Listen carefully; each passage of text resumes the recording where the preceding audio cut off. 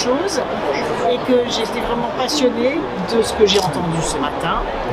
Je suis là en tant que présidente de la COP 21 parce que toutes les initiatives qui sont prises pour protéger la planète et que je peux voir et que je peux féliciter, eh bien je le fais. Et aujourd'hui, la Côte d'Ivoire, sous l'impulsion de son président, son Excellence Alassane Ouattara et du ministre d'État, font un travail extraordinaire pour reconquérir la forêt. C'est vrai que cette forêt, comme vous l'avez expliqué, vous savez, a beaucoup été réduite. Et aujourd'hui, il y a un travail considérable qui est fait, qui est difficile pour reconquérir la forêt. Et s'il y a plus de forêt à l'échelle d'un pays, il y a aussi plus de forêt à l'échelle de la planète.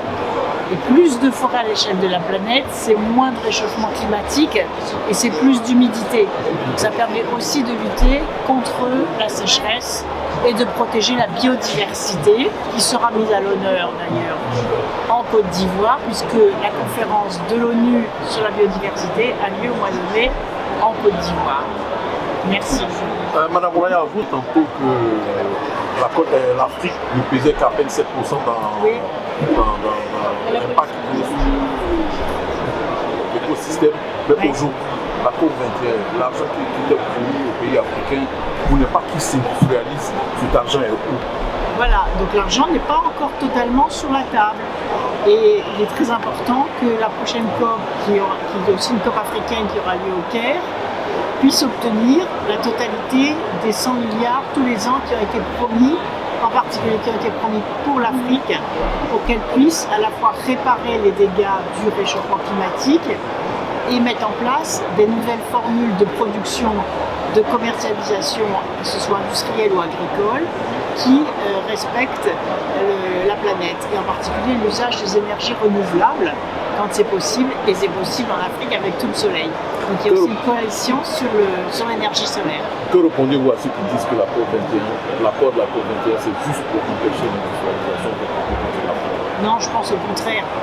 L'Afrique, au contraire, si l'Afrique, si on donne à l'Afrique la capacité de faire ce qu'elle veut faire, c'est-à-dire du développement durable, au contraire, elle va prendre énormément d'avance, puisque les pays qui ont utilisé les énergies fossiles, bien sûr, se sont développés industriellement, mais aujourd'hui, elles en payent chèrement les conséquences. Donc c'est pour ça qu'il est très important de faire comme l'a dit M. le ministre, de faire des transferts de technologies sur les énergies renouvelables, sur les économies d'énergie et sur la...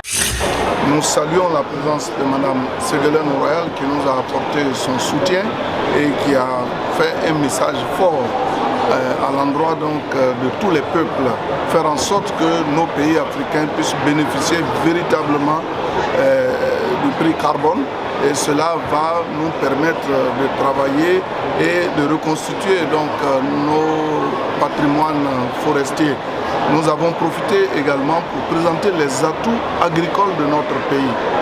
Vous savez, je l'ai dit, nous sommes premier pays producteur de cacao avec 2 200 000 tonnes, premier pays producteur de noix de cajou avec près d'1 million de tonnes, premier pays producteur de cola, de bananes et de bien d'autres espèces végétales.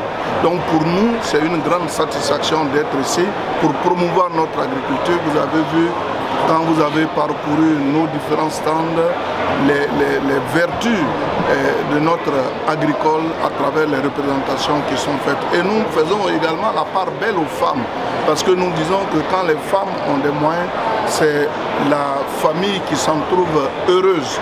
Et donc c'est le jour de la Côte d'Ivoire. Nous sommes heureux et fiers.